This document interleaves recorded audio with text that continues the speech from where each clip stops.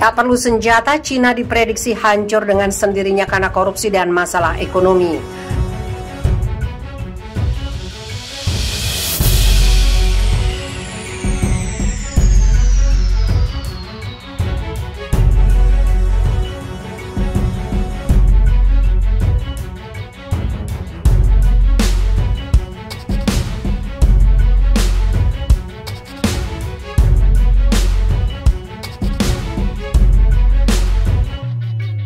Sebuah lembaga pemikir atau think tank memprediksi Cina akan kalah dengan sendirinya dari negara lain. Salah satu penyebabnya adalah ekonomi yang stagnan sebagaimana diberitakan Intisari. Namun tidak hanya itu saja, berbagai masalah internal dan regional juga turut berpengaruh dalam kekalahan Cina.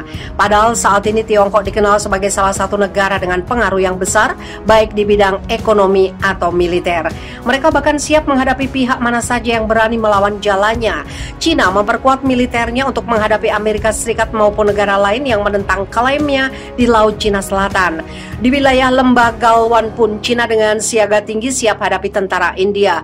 Lalu bagaimana bisa Cina kalah dari dalam? Hal ini bermula dari kemungkinan yang diungkap lembaga pemikir California RAND dalam sebuah penelitian di bulan Juli lalu. Seperti apa Cina pada tahun 2050, tanya analis RAND.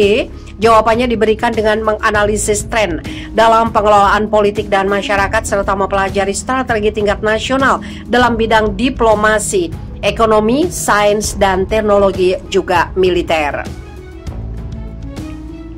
Dilansir Intisari dari Forbes, studi tersebut mengungkapkan 4 kemungkinan besar. 1. Cina yang berjaya, yang tumbuh berkembang dan memperoleh pengaruh sampai dia menyamai atau melampaui Amerika Serikat dalam sebagian besar ukuran kekuasaan. Analis RAND menilai hal itu sebagai tidak mungkin. 2. Cina yang naik daun, yang berjuang dengan ketidakpuasan internal, kekurangan air, dan ekonomi yang melambat namun masih berhasil menjadi kekuatan dominan di Asia. Mungkin. 3. Cina yang stagnan, yang gagal mengatasi kemiskinan yang meluas dan degradasi lingkungan, pada saat yang sama juga mengelola krisis eksternal. Mungkin. 4. Cina yang meledak memasuki abad kedua sebagai negara modern dalam keadaan runtuh tidak mungkin mengesampingkan hasil yang tidak mungkin. Kemungkinan stagnan adalah yang paling menarik. Kemungkinan itu mengungkapkan bagaimana Cina akan mengalahkan dirinya sendiri. RAND memprediksi ekonomi Cina akan terhenti dan mulai tertinggal dari negara lain. Antara 2030 dan 2050, ekonomi Cina terhenti dan kemudian tertinggal jauh di belakang kekuatan besar lainnya. Tidak ada pertumbuhan ekonomi yang terlihat jelas. Sementara Beijing mengklaim tingkat pertumbuhan tahunan antara 1 dan 2%. Angka resmi ini dianggap tidak kredibel. Selain itu, korupsi juga menjadi masalah serius. Korupsi resmi tetap mewabah. Lanjut laporan itu, Partai Komunis Cina yang berkuasa telah mundur secara internal, melipat gandakan sedikit perbedaan pendapat atau keresahan rakyat.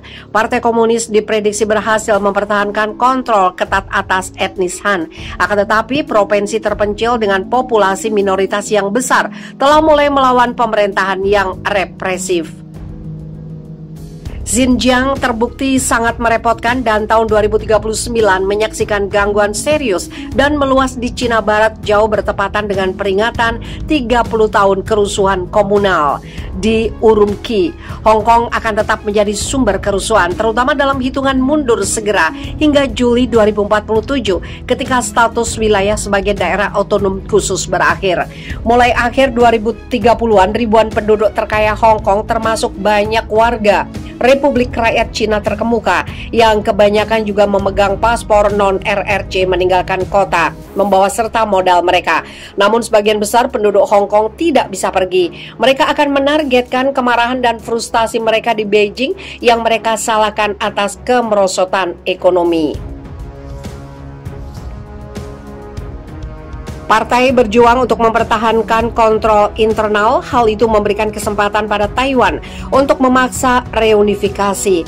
Parahnya, cara yang ditempuh Taiwan adalah invasi bersenjata. Ketika berhasil bebas dari ancaman Cina, Taiwan tumbuh lebih tegas. Stagnasi ekonomi di daratan Cina ditambah dengan kerusuhan sosial yang meluas telah menyebabkan Taipei untuk menunda setiap kemungkinan langkah untuk meningkatkan hubungan lintas selat tanpa batas waktu.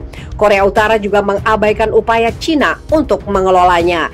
Ketegangan di semenanjung Korea terus berlanjut dan Pyongyang terus waspada terhadap Beijing. Pada saat yang sama, Korea Utara meningkatkan hubungan dengan Seoul dan mempertahankan hubungan diplomatik dengan Washington. Hubungan Beijing dengan Seoul dan Tokyo dingin, sebagian karena stagnasi ekonomi Cina telah berdampak buruk pada ekonomi Korea Selatan dan Jepang. Hubungan antara Beijing dan New Delhi pada tahun 2050 tegang dan India telah memanfaatkan masalah internal Cina, memudarnya pengaruh diplomatik dan penurunan pengaruh ekonomi. Putus asa untuk membuktikan bahwa Cina masih kuat, Beijing kadang membuat krisis politik militer dengan negara tetangga kecil yang lemah untuk menangkis ketidakpuasan domestik. Rezim dengan sengaja melakukan perlawanan dengan musuh yang mereka tahu dapat dikalahkan atau dengan mudah ditaklukkan. Tapi kebenaran tidak bisa disangkal, Cina mengalami stagnasi. Persaingan militer regional sedang berlangsung saat tentara pembebasan rakyat berjuang untuk mempertahankan keseimbangan yang kasar dengan angkatan bersenjata dari kekuatan besar lainnya di Asia.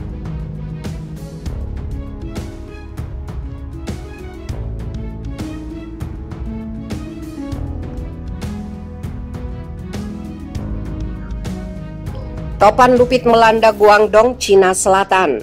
Cina telah mengaktifkan tanggap darurat tingkat 4 untuk pengendalian banjir dan topan dan mengirim tim kerja ke Guangdong untuk memandu pekerja pencegahan topan dan badai hujan lokal. Topan Lupit mendarat di kota Santau, Cina, Provinsi Guangdong sekitar pukul 11.20 dengan kecepatan angin hingga 23 meter per detik di pusatnya. Dilansir China Daily, Pusat Meteorologi Nasional mengatakan mulai pukul 14 hari ini hingga Jumat pukul 14 sebagian Fujian, Zhuangxi, dan Guangdong akan mengalami hujan lebat dengan intensitas 250 sampai 300 mm. Cina telah mengaktifkan tanggap darurat tingkat 4 untuk pengendalian banjir dan topan dan mengirim tim kerja ke Guangdong untuk memandu pekerja pencegahan topan dan badai hujan lokal. Peristiwa bencana ini menggarisbawahi pentingnya Guangdong bagi ekonomi Cina dan rantai pasok global. Guangdong adalah provinsi pesisir yang berbatasan dengan Laut Cina Selatan dan menyumbang produk domestik bruto terbesar bagi negara itu. Di Guangdong juga terdapat pelabuhan Yantian, sebuah pusat ekspor dan industri di Cina, di mana operasi telah dihentikan sejak Selasa kemarin malam karena cuaca ekstrim. Sementara itu, Topan Lupit yang kini melanda Guangdong merupakan badai tropis yang biasanya menggulung bagian barat Laut Pasifik Utara.